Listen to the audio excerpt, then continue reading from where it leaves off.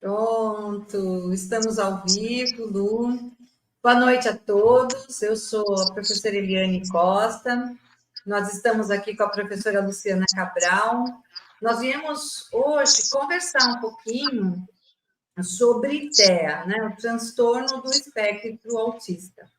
Então, esse transtorno aqui, nós não somos, né? Deixar bem claro que nós não somos nenhuma entendida no assunto, nós estamos aqui como pessoas que vivem essa situação, que passam por esse tipo de problema, que tem dentro da nossa família, né, um histórico assim, e que a gente está buscando ajudar com mais informação ou ajudar com maiores propriedades, assim, buscar caminhos, né? Não que nós tenhamos os caminhos, mas que a gente possa, através de uma discussão, através de uma conversa, através de dicas, através de um grupo de apoio, a gente consiga efetivamente ajudar as pessoas que precisam neste momento, de alguma informação. Para começar, né? Porque às vezes as pessoas não sabem nem por onde começar. Então, esse espectro autista, ele é uma alteração que acontece na criança, né? Que pode ser física, funcional, que acontece no cérebro. É assim que eu entendo, né? E que ele pode aparecer de diversas formas, ele pode se manifestar de diversas formas, porque tanto que existem graus de autismo, né? Então, eles podem se manifestar de alguma forma. Então, pode ser que os primeiros sinais da criança, por exemplo, né, que eu percebi na minha situação, foi o contato visual. Então, a gente não conseguia ter ali o contato visual, a criança ela não olhava a gente nos olhos, ela não gostava de ser abraçada, então também o toque, essa sensibilidade ao toque. Então, algumas coisas aconteceram para eu poder perceber. E quando eu encontrei algumas amigas também, né? As amigas começaram a prestar atenção no que é que tinha, no que acontecia, como era, começaram a comentar comigo, presta atenção nisso, presta atenção naquilo. Tinha uma amiga psicóloga até que começou a falar, presta mais atenção. Então, eu não tinha esse olhar, então eu precisava ter este olhar. E este olhar, né, ele acabou indo para dentro da sala de aula com a gente. Então, e a gente começou a perceber que este olhar era muito parco, muito pouco, para a gente poder olhar e ajudar uma criança. Então, hoje, eu trouxe a Lu, né, para a gente conversar um pouquinho, e vou perguntar para a Lu, assim, como é que ela descobriu esse espectro, assim, como ele apareceu, como ele surgiu para você, esse espectro, que você conseguiu percebê-lo? Bom, primeiramente, boa noite, pessoal. Eu acho que só de estarmos aqui tocando nesse assunto já é muito importante, porque falta em todos os lugares espaços para se falar sobre TEA, seja nas escolas, nas famílias. Parece que é uma coisa um pouco velada, assim, que as pessoas. Eu prefiro nem tocar nesse assunto, porque eu não quero realmente acreditar que o meu filho ou o meu parente esteja no espectro, né? E como você mesmo falou, é um espectro, então as características elas são muito diversificadas entre as crianças, né? Vamos falar de crianças, mas temos também muitos adultos que Sim. não descobriram a tempo, né, de serem ajudados, e essa importância de se descobrir o TEA quanto mais cedo melhor, para você poder dar um auxílio, um atendimento especializado para essas crianças, né, é fundamental. E realmente eu como professora há 20 anos, eu não tinha essa visão do autismo até eu ter o caso na minha família, no meu filho, né? Então, eu tive gêmeos, né, uma menina e um menino, e a comparação é inevitável. Tá? Então, a gente começa a olhar, aí as pessoas falam, não se pode comparar a criança, cada um tem o seu tempo, cada um tem a sua maneira, cada um vai falar numa certa idade, cada um vai responder de uma certa maneira, vai andar, não se deve comparar. Mas eu acho que existem, sim, marcos do desenvolvimento que devem ser observados, tá? Então, você não precisa se preocupar muito, mas tem alguns marcos que você precisa ver. A sua criança já tem 2 anos, por exemplo, e não está falando. Tem que levar, primeiramente, vou voltar então para como aconteceu com meu filho, né? Sim. A pediatra, quando ele tinha 2 anos e pouco, falou: vou encaminhar o seu filho para a fono para ele fazer alguns testes auditivos, porque ele já deveria estar falando, né? E, inevitavelmente, se você comparando com a aluna, a minha menina, a gente observava que ela já estava falando frases assim, e ele falava uma ou outra palavra, ainda que falava, tá? Mas ele não se comunicava de maneira funcional, digamos assim. Ele repetia muitas coisas que ele ouve, palavras soltas que ele ouvia nos desenhos, né? E eu não tinha parâmetro nenhum, conhecimento algum. Aí eu levei ele, né? Fazer os testes auditivos, levei na fonoaudióloga e estava tudo certo, não tinha problema nenhum. Aí voltamos na pediatra um pouco depois. Aí a pediatra falou: então, já que está tudo bem, né, na parte de audição do seu filho, então eu vou encaminhá-lo para psicologia, né? Provavelmente ele tem algum grau de autismo. A gente Já pulou para trás, né? Já pula para trás. Né? Como assim, né? na verdade, fiquei paralisada. Eu falei, ah. E aí eu fui atrás de ler, de estudar, né? Como professora que sou, estudar o máximo que eu pude sobre o assunto para poder entender melhor o que poderia estar acontecendo com meu filho, né? E aí, sim, eu levei ele no neurologista pediátrico, que fez alguns testes simples com ele e falou: ele tem autismo. Tá? Foi uma coisa bem rápida, na verdade. O que eu vejo hoje que alguns demoram muito, ele, na primeira consulta, ele falou, né? E aí começa outra novela, né? Que é conseguir algum atendimento especializado para as crianças com autismo nessa cidade e nesse país também, né? Então, deixa eu te perguntar, Lu, a opinião dos outros, assim, também te levou a procurar, a pensar nisso ou não? Ou você só acreditou mesmo quando o médico estava ali? Não, eu observava algumas coisas, mas eu vejo que muitas pessoas ficam com medo de falar. Às vezes as pessoas em volta, elas observam, mas elas têm medo de chegar. Então, eu estou achando que seu filho tem alguma coisa diferente. Como será que essa mãe vai encarar receber esse comentário, né? Muitas podem receber de alguma forma agressiva, como assim? Né? O que você está falando do meu filho? Ele não tem nada. Porque muitas famílias demoram muito para aceitar que tem uma criança com TEA em casa, né? E isso dificulta bastante até. E Eu sim, acho tinha que alguns. isso dificulta até o tratamento, não é? A busca pelo tratamento. Tinha uma vizinha no meu condomínio que é professora, né? E ela via o meu filho passeando com um carrinho de feira infantil todos os dias para lá e para cá, isso aos 2 anos, fazendo o mesmo percurso todos os dias com o mesmo carrinho dentro, né, do carrinho de feira infantil. E ela falou assim: eu observei, mas eu não tive coragem de te falar, né? É Ficou, engraçado como as pessoas não têm coragem, né?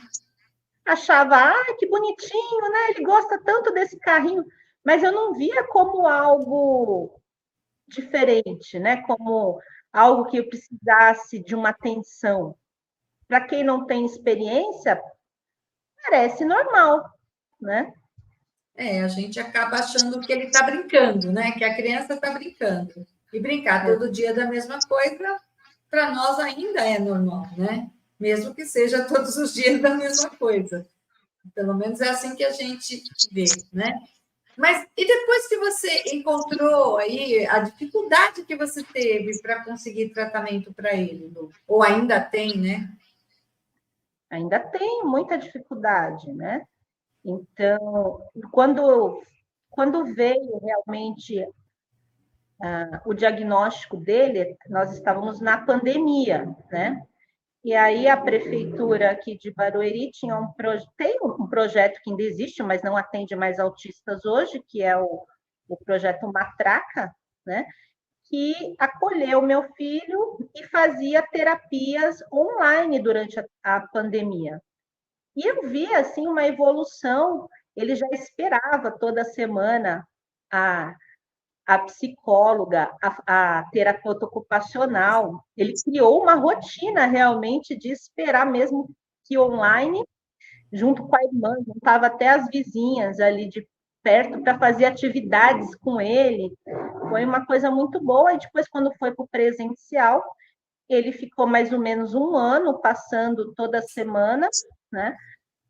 Pela prefeitura, só que aí, de repente, resolveram que o Matraca não iria mais atender TEA, passaram os, os TEAs de níveis 2 e 3 para o CAPES e o nível 1 foram para as UBSs, que já estavam superlotadas, que já não tinham como atender toda essa demanda. Ele ficou uns 6 meses sem nenhum atendimento.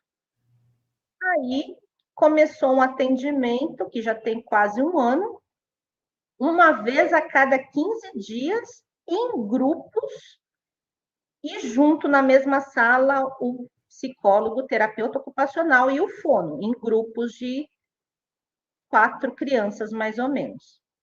E Isso você acha que isso tem surtido algum efeito? Ou isso poderia. tendo, mesmo que em duplas, que no Matraca ele chegou a fazer em duplas também, mas que era semanal, era constante. Tinha semana que era 2 vezes na semana e na outra semana era uma vez.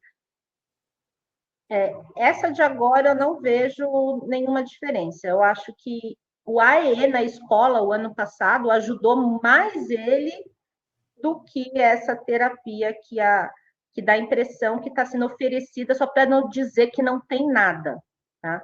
Mas que realmente ela seja efetiva, não. Estamos aguardando aí ver se melhora o atendimento nessa cidade, né? Entendi. Outra pergunta, Lu, para você, assim, o que te ajudou, né? O que te fortaleceu? Será que você sentiu falta de um grupo de mães ou de pessoas que fossem assim iguais, né? Na verdade, que estivessem passando pelo mesmo problema que você, para te dar apoio, para te dar suporte? A mãe, não a criança, a mãe, né? Para você, para te esclarecer de repente. Gente acaba encontrando nas filas dos atendimentos muitas mães na mesma situação, né? Temos aí alguns grupos de WhatsApp que eu participo ativamente, né? A gente está sempre trocando informações, porque o que é uma dica que às vezes ajuda uma criança pode ajudar outra também, né? Então, sim, eu acho bem importante essa rede de apoio para as mães e pais, né, com crianças com TEA. E, e assim, o mais difícil é você ver que quase ninguém ao seu redor tem o conhecimento sobre o assunto e aceita a questão de olhar para o seu filho e falar: nossa, deve ser coisa da sua cabeça, ele não tem nada, ele parece normal. Isso te deixa até triste, porque você sabe que não é assim, você sabe que tem algo diferente, e não é uma, não são duas, são várias coisas que nós observamos nas crianças que parecem normais para a grande maioria, e que as fazem um pouco diferentes, né, em vários sentidos. Nada que não as permita levar. Acho que o maior desejo das mães é que os nossos filhos se tornem independentes, sejam reconhecidos, tenham uma vida normal, possam trabalhar, possam estudar, né? cada um com as suas limitações e as suas habilidades que podem ser desenvolvidas aí dentro do espectro. Porque a gente sabe, né, Lu, que tem um monte de níveis, aí vários níveis, né, sintomas diferentes para cada um, uns são mais leves, outros são mais acentuados, né? Mas o que falta, na verdade, eu acho que é a gente conseguir, ou preparar a sociedade como um todo, né, para que ela possa olhar, ter um olhar, né? E não esse olhar que tem para a gente, assim, coisa da sua cabeça, né? Imagina, o que você está vendo que eu não estou vendo, né? Meu filho é normal, né? E não aceitar, essa falta de aceitação. Eu acho que a palavra agora deve ser conversar mais, discutir mais, ter um olhar diferenciado para o seu filho e não esperar que ele chegue na escola, né, para depois ser diagnosticado com isso. Que quanto mais cedo a gente puder começar a entender e começar a poder, acho que dar o tratamento para ele, ou dar opções, ou a gente entender o que a gente chama de gatilhos, né? A gente vai tratá-los melhor. Eu vejo assim que a gente não que a gente não dá amor, a gente dá amor, é claro, com certeza, né? Mas a gente às vezes cai numa incompreensão daquele fato que está acontecendo e às vezes age até imprudentemente, porque é aquela coisa do repetir, né? Então é uma característica do autista. Ele repete, ele repete, ele repete as mesmas coisas e a gente do lado de cá acaba que por vezes não entendendo isso. Então, eu acho que não é só ajudar o autista, sabe? Não é só ajudar a criança que tem um problema, mas você precisa ajudar a família também e as pessoas. Mas as pessoas como um todo precisam entender essas questões, porque isso é uma questão social. A sociedade tem que aprender a incluir este tipo de aspecto e entender que ele existe e que qualquer um na sociedade pode ter. E que pode acontecer na sua família, só que você às vezes nem está enxergando. Né? E a gente começou a reparar isso agora muito claramente, né? Porque, não tirando o que você passa dentro da sua casa, mas o que a gente está vivendo dentro da escola. Na escola tem chegado para a gente muitos casos assim, né? E o que eu me vejo, às vezes, é sem armas ou ferramentas para lidar com eles. Eu não me sinto com uma compreensão total daquilo que a gente precisa para a gente poder lidar com essa criança. Então, eu acho que não é só aquela pessoa dentro da sala. Eu estava conversando com você, né?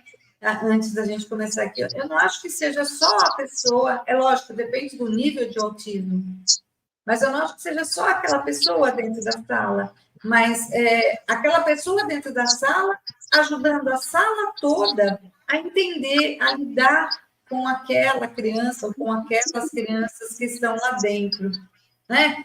O grupo, né? Não é só uma pessoa, isso não é obrigação de um, é obrigação de todos. É assim que eu enxergo, eu não sei. O que você pensa disso?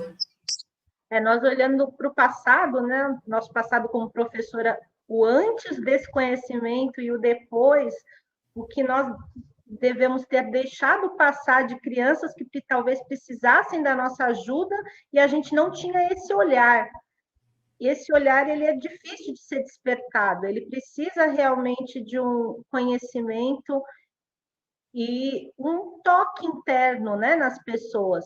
E talvez isso tem que começar na escola, tem que começar de criança, para que as crianças cresçam com essa ideia de incluir todos, respeitar, aceitar, né? E realmente para que isso possa no futuro, então, fazer parte da cabeça dos adultos do futuro, né?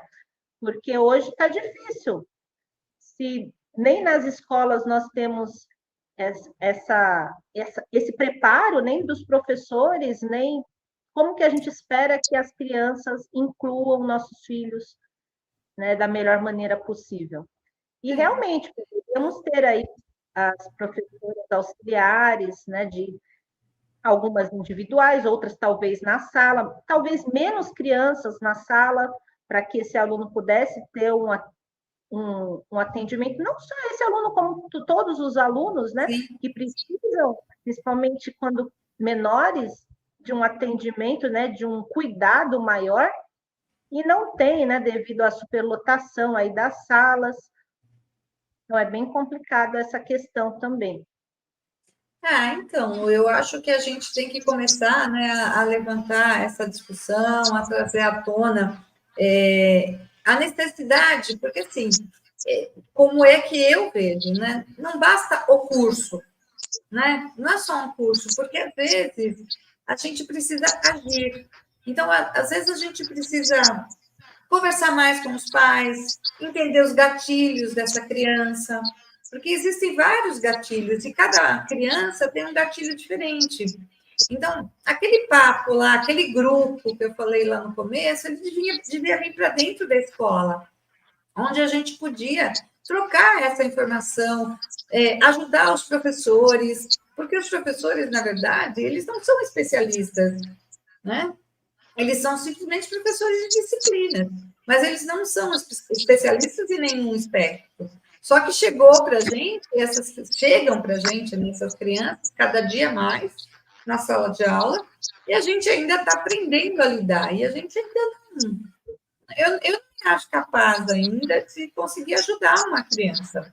Eu posso estar errando, eu posso estar criando até mais dificuldades. Então, talvez se a gente tivesse alguns grupos que a gente conseguisse conversar, trocar figurinhas, sabe? Mas dentro da própria escola, a gente conseguiria entender os nossos casos, porque assim, os nossos casos, eles não são tão diferentes assim de todo o resto. Eles devem ter alguma similaridade, eles devem ter alguma coisa a mais aí, ou igual, não sei, a gente precisava talvez conseguir levar esse grupo para dentro da escola para a gente poder colocar em prática essa ideia, essa troca, essa informação, para que a gente possa ajudar mais esses alunos aí, no caso, os nossos alunos do ensino médio, que é o que chegam para a gente. Então, eles já chegam bastante adiantados nesse processo. Devemos conversar mais com eles também. Eles já Também. podem ter aquilo que eles precisam. Isso falta muito. A gente tem tentado. Este ano, eu acho que foi um grande avanço nesse sentido, de nós conversarmos com os alunos, mas mesmo assim, tem muitos que nós identificamos, às vezes, que não são laudados, que os pais não aceitam, que nós encaminhamos para algum atendimento e os pais não levam, e tem aqueles que já são laudados, que a gente já pode conversar de uma maneira mais aberta, né? Com aquela certeza, e melhor ainda quando já vem com histórico de atendimentos anteriores, né? Como chegaram alguns alunos este ano, que nos ajudam muito, né? De como lidar com esse aluno, do que fazer, do que não fazer. Então, esse acompanhamento, eu acho que desde a infância é fundamental. Bom, a gente tem algumas pessoas nos assistindo, Lu, mas eu não sei se alguém tem alguma pergunta, gostaria de fazer algum comentário, né? Mas a ideia era essa mesmo, a gente trazer aqui hoje um primeiro momento, né? Uma primeira reflexão sobre como é que nós estamos diante disso, né? Conversar um pouquinho, porque a gente está muito distante, eu acho, ainda muito distante do entendimento, muito distante de conseguir grandes progressos aí. Eu estou falando dentro da educação, né? De lidar com essa criança. Eu acho que a gente ainda está um pouco distante, mas a gente tem um caminho, né? E já começamos.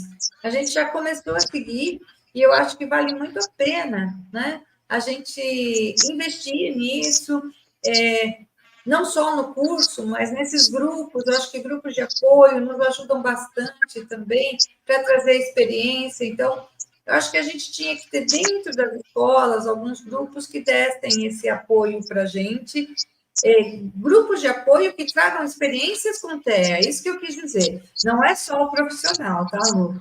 Porque a gente tem, né? A gente tem o psicopedagogo, a gente tem a fono lá que nos ajuda, mas eu acho que falta, né, este momento aí de integração, ou seja, todo mundo junto, nos ajudando, trocando ali ideias, para que a gente possa realmente identificar antecipadamente, preparar alguma coisa, não digo diferente, né? Eu acho que nem é o diferente, mas com a delicadeza para a gente poder atender essa criança que chega para a gente já laudada ou não, né? Com essa síndrome, com esse espectro aí com a gente, né? Mas é isso, Lu.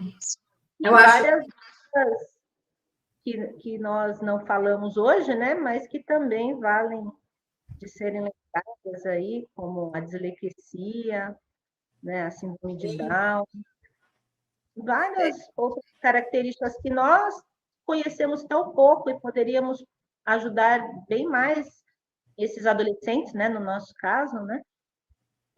Porque no meu caso, Lu, eu sou só professora, né? Eu não sou a especialista para lidar com eles. E eu me sinto, às vezes, bastante impotente. Né? E no outro momento a gente vai conversar com a Clara, né? A Clara tem a nossa menina com síndrome de Down, Maia, ela vai trazer também um pouco dessa história e da dificuldade dela nesse processo da educação, que é o que a gente está querendo aqui, né? É o processo educacional e como a gente consegue lidar com isso ou ajudar, melhorando, né, a educação dessa criança, para poder incluir dentro da sociedade e para que a sociedade não o exclua, porque a legislação... Família, né? Perdão, Lu. A educação começa na própria família. Então, Sim. tocar as pessoas para que elas percebam alguns sinais sutis, né? E possam investigar. Se não for nada, tudo bem, mas se tiver alguma coisa, já começa, né, o estímulo desde cedo, que vai ter um resultado bem melhor no futuro. Né? Eu acho que vale a pena a gente começar a ler a respeito, prestar atenção no vizinho, o vizinho, aquele que, não o palpiteiro, né? Mas aquele que tem um olhar realmente que queira nos ajudar, acho que vale a pena a gente ouvir, prestar atenção, né?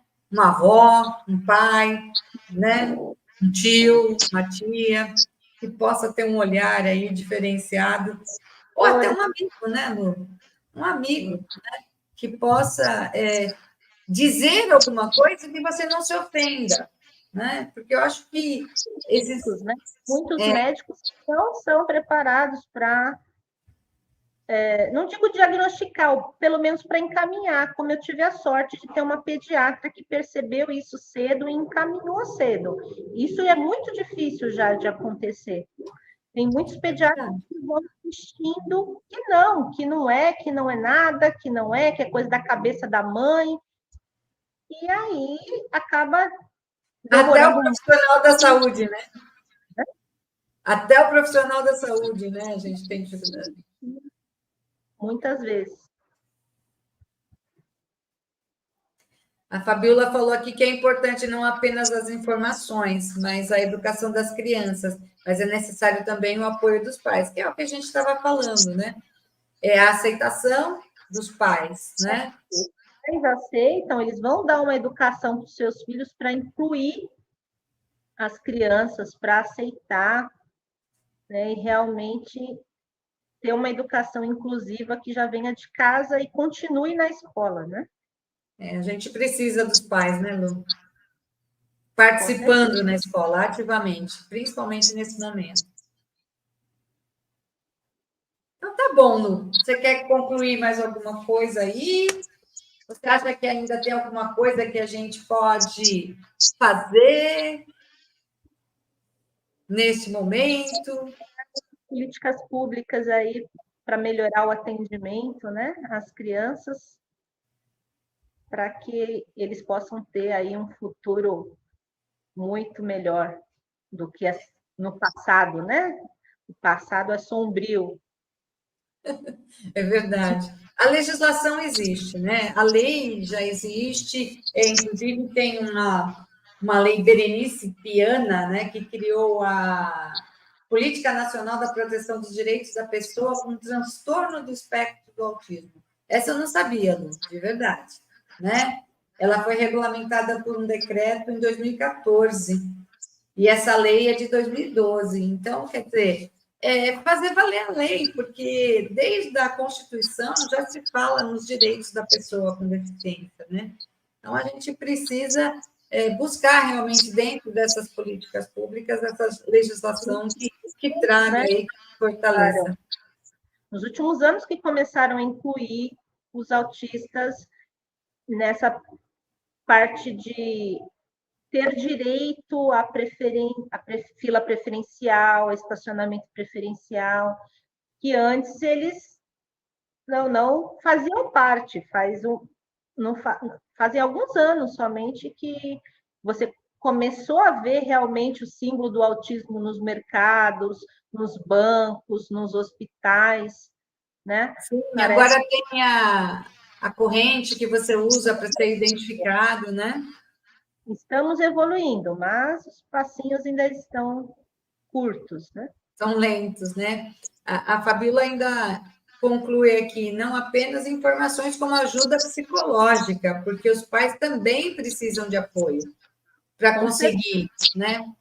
Então, às vezes a gente está na política pública procurando o caminho para o filho, mas o pai, que ainda não aceita, que ainda não entende, que ainda não sabe como lidar com isso, ele precisa muito dessa ajuda aí para poder ajudar o próprio filho. Sobrecarregada, a mãe que não consegue trabalhar porque tem que cuidar do seu filho, né? Tem que levar para as terapias. É uma outra realidade que quem está em volta não conhece, assim. Então, essas mães e pais precisam de muita ajuda também. Faltam muitas políticas públicas nesse sentido também, de ajudar as famílias que têm as crianças, né? E que às vezes existe o LOAS, né? Mas ele é um auxílio assim que a pessoa não pode estar trabalhando, se ganhar um salário mínimo trabalhando já não tem direito, é um absurdo assim. Então, realmente falta um auxílio melhor para as famílias que tenham as crianças no espectro autista, né? Em outros, sim. Em outros também. Lu, foi um prazer enorme, né? Senão eu sei que a gente tem assunto com um monte de horas aqui, se a gente quiser conversar. Seja bem-vinda para voltar, né? Para a gente continuar. Para a gente continuar. A Fabiola está te desejando parabéns aqui, né? Na verdade, assim, é uma coragem também, né? Eu tenho um filho autista. Isso é uma coragem, né? Muito grande. A Rosana está dizendo aqui que ela acha que falta muito conhecimento do que é o TEA. É por isso que a gente está começando, Rosana, a conversar, né? Eu acho que a gente precisa falar.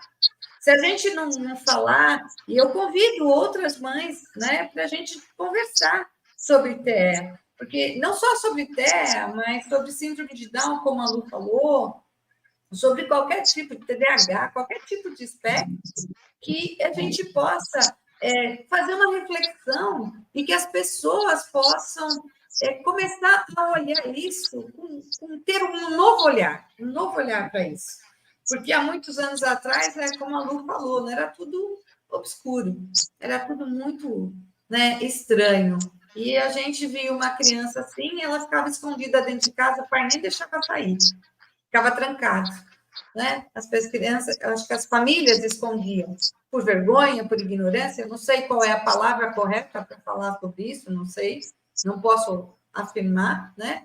Mas eles acabam realmente deixando ou omitindo, né? Com vergonha do que, ou desconhecimento daquilo que eles estão passando ali. Então, Lu, eu quero agradecer bastante, a Rosa está te mandando parabéns aqui, né? E a gente convida aqui outras mães, pais também, que queiram vir e conversar com a gente, porque esse vai ser um canal aberto aqui para a gente discutir sobre essas questões, para a gente discutir uma palavra pesada, né? Vamos conversar sobre isso. A gente não está chegando a uma solução, não é solução, nós não temos proposta de solução, mas eu acho que a gente conversando, a gente encontra apoio apoio para aquilo que a gente está passando, né? E consegue ajudar outras pessoas a identificar o problema antes para aceitar, ajudar aquela questão da aceitação, ajudar a família. Eu acho que é isso. Obrigada, Eliane, pelo convite. Foi um prazer estar aqui hoje falando com você. E espero que tenhamos outras oportunidades aí. Se o pessoal quiser umas perguntas para um próximo encontro, estou aí à disposição. Ah, maravilha, Lu, eu quero agradecer imensamente, viu, o seu momento aqui com a gente, foi bastante gratificante para mim, você sabe disso, né? Eu acho muito importante falar sobre esse assunto, eu acho que a gente tem que falar muito mais. Gratidão, Lu, obrigada. Fica com Deus, até mais. Tchau, tchau.